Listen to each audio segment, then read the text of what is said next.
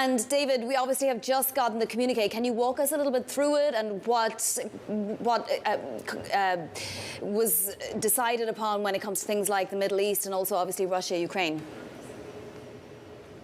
Yeah, so it wasn't guaranteed that we would get a jointly agreed to communique, but it did come together at the end. And to sort of walk you through the major parts of it, and you mentioned both of them, let's start with Ukraine. There had been a lot of quibbling over what language to put into the document, how they should characterize Russia's behavior. In the end, there was a lot of talk going into this meeting about Europe's desire for there to be security guarantees. That word does not appear in this document. Security arrangements is in there. So I think that's something that the Europeans ceded some ground on here. What is left on the table is the expansion of sanctions and potential oil caps. And then moving down to the Middle East, this is another part of the document where there was a lot of debate over how that situation in the Middle East should be characterized. For a long time, there has been agreement among these allies that what we should see in the Middle East is a two-state solution. That is not in this document today. And I think what's important as we kind of step back from this is look at how this paves the way for the Leaders' Summit that's going to take place later this summer in Western Canada. Obviously, this is a marked change from what's been in that document in the past, the position of these allies in the past. And we've seen kind of in the edges of the release of that document, various top diplomats, foreign ministers speaking and expressing their more pointed points of view on a number of these issues. The German foreign minister is speaking right now, emphasizing the fact that there needs to be no removal of the Palestinians from Gaza, for instance.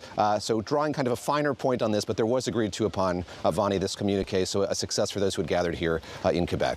And then, David, when it comes to extra defence spending, the Secretary-General has been praising the 3% target that they want to get to for that meeting in June that you've been talking about. The US obviously is signalling 5%. Will there be some common ground, a meeting in the middle?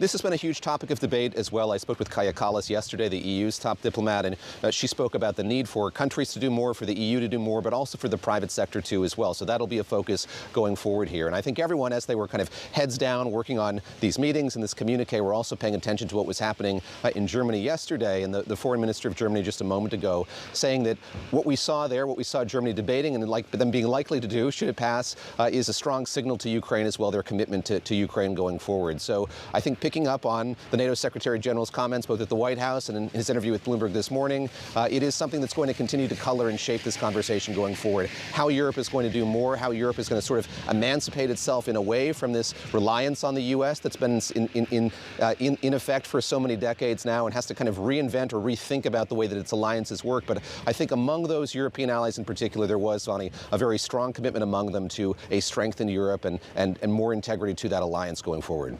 And David, as you say, a result that there even is a communique at all. Our thanks to Bloomberg's David Gura there for us in Quebec.